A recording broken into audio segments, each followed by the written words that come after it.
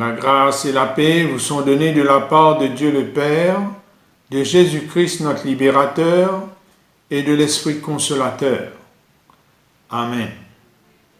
Frères et sœurs en Christ, ensemble nous allons louer et glorifier le Seigneur. Avec l'aide de son Saint-Esprit, nous nous laisserons guider et transformer par sa parole, afin de nous rapprocher de lui et aussi pour mieux le servir.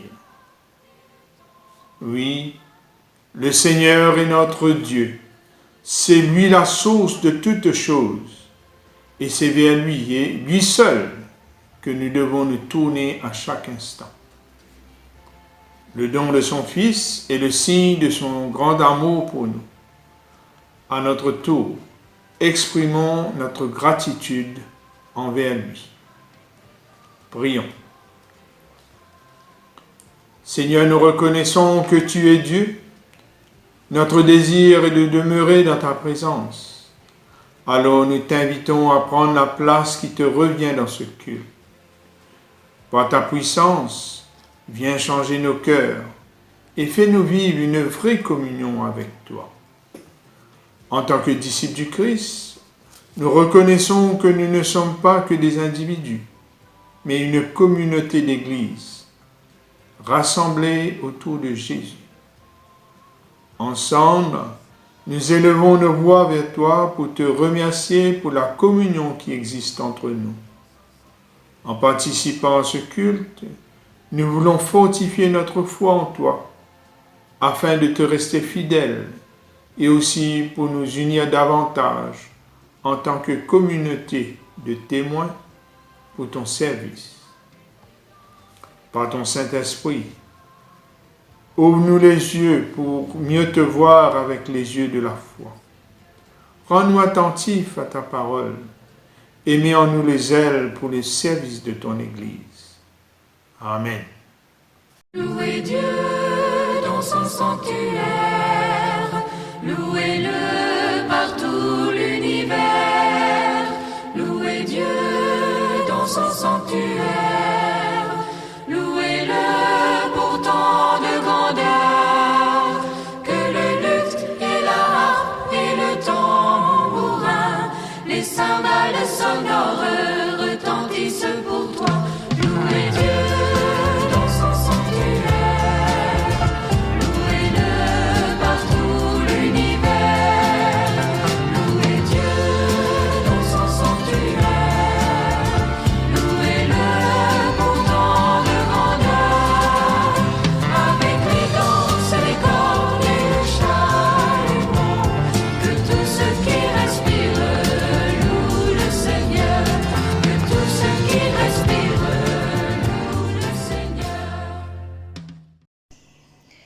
Notre lecture se trouve dans 2 Corinthiens. 2 Corinthiens chapitre 5, les versets 6 à 10. 2 Corinthiens chapitre 5, les versets 6 à 10. Nous lisons. Nous sommes donc toujours pleins de courage. Nous savons que tant que nous demeurons dans ce corps, nous sommes loin de la demeure du Seigneur. Nous marchons en effet par la foi et non par la vue. Nous sommes pleins de courage et nous préférerions quitter ce corps pour aller demeurer auprès du Seigneur. Mais nous désirons avant tout lui plaire, que nous demeurions dans ce corps ou que nous le quittions. Car nous devons tous comparaître devant le Christ pour être jugés par lui. Alors, chacun recevra ce qui lui revient, selon ce qu'il aura fait, en bien ou en mal, durant sa vie terrestre. Amen.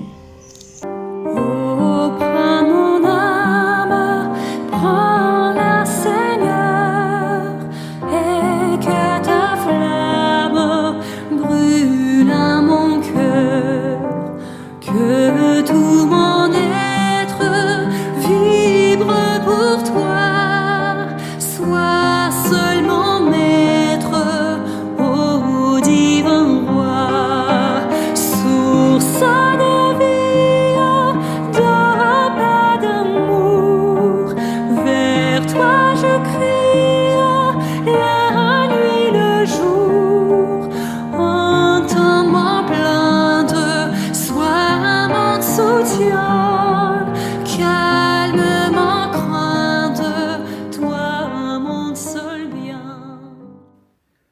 Chers frères et sœurs en Christ, notre méditation pour aujourd'hui se trouve dans 2 Corinthiens, chapitre 5, versets 6 à 10. Et nous allons prendre particulièrement le verset 7 qui dit « Nous marchons par la foi et non par la vue ». Et j'ai pris comme thème de notre méditation « Marcher par la foi ». Que le Seigneur soit avec vous. Marcher par la foi. Nous marchons par la foi et non par la vue. C'est une citation de la version français courant.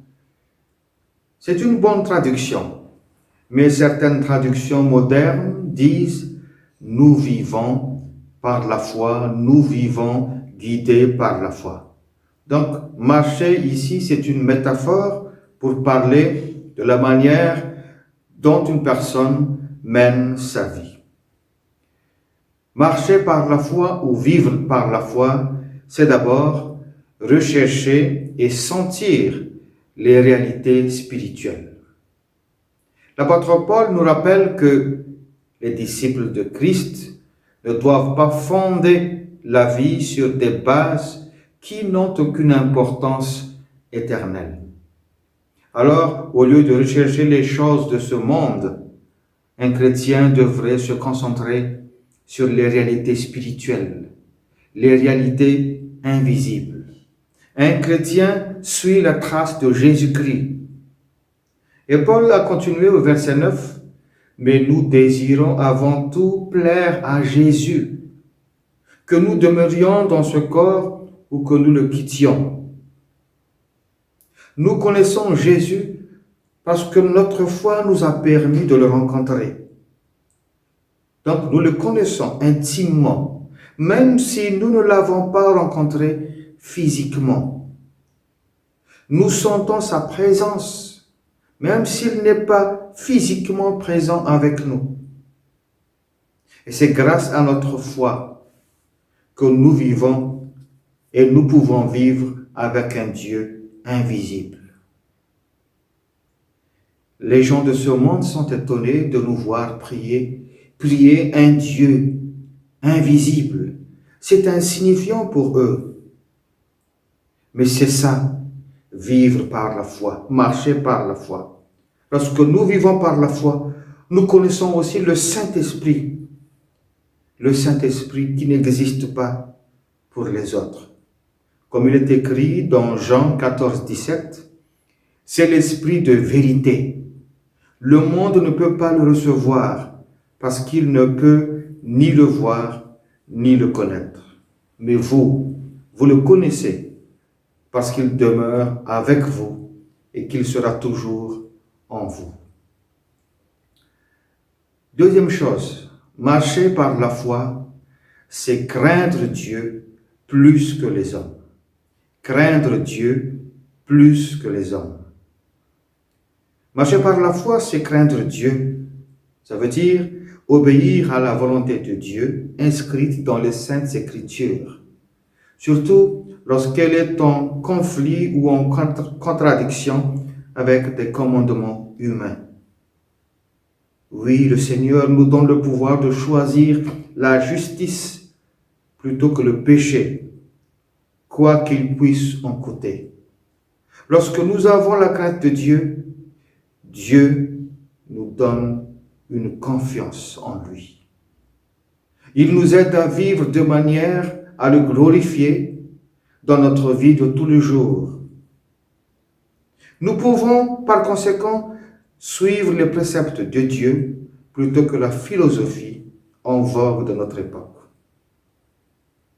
Alors, efforçons-nous à aimer la parole de Dieu, car le Seigneur lui-même nous a dit, « Si vous m'aimez, vous obéirez à mes commandements. » Troisième chose, marcher par la foi, c'est avoir confiance en Dieu. Avoir confiance en Dieu. Ce verset 7 nous dit que, quoi que nous fassions, nous devons nous fier à notre foi plutôt qu'à notre vue. Cependant, nous prenons parfois comme principe, voir, c'est croire. C'est une idée incorrecte. Thomas, par exemple, était une personne de peu de foi. Il ne voyait les choses que par la vue, pas par la foi. Et quand quelqu'un lui a dit que Jésus est ressuscité, il ne l'a pas cru. Il ne l'a cru que lorsqu'il a vu le Seigneur de ses propres yeux. Et quand le Seigneur Jésus lui est apparu et lui a demandé de toucher sa côte, c'est seulement en ce moment-là qu'il s'est jeté à terre devant le Seigneur. Cette scène avec Thomas est un avertissement et une mise en garde pour les générations à venir, afin que nous voyions la justice de Dieu. C'est un avertissement parce que le doute ne nous mène que vers l'absurdité et l'obscurité. Souvenez-vous que Dieu a toujours réservé des grandes choses pour ceux qui lui manifestent de la confiance. Quatrième et dernière chose, marcher par la foi, c'est compter sur l'intervention de Dieu. Compter sur l'intervention de Dieu.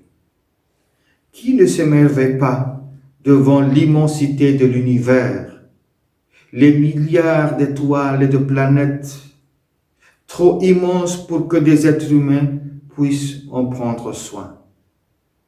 Toutes les créatures nous montrent qu'il y a un grand Dieu qui arrange toutes choses selon sa providence. Alors notre foi nous aide à comprendre que rien n'existe et rien ne se fait sans Dieu. Ayons confiance en son intervention.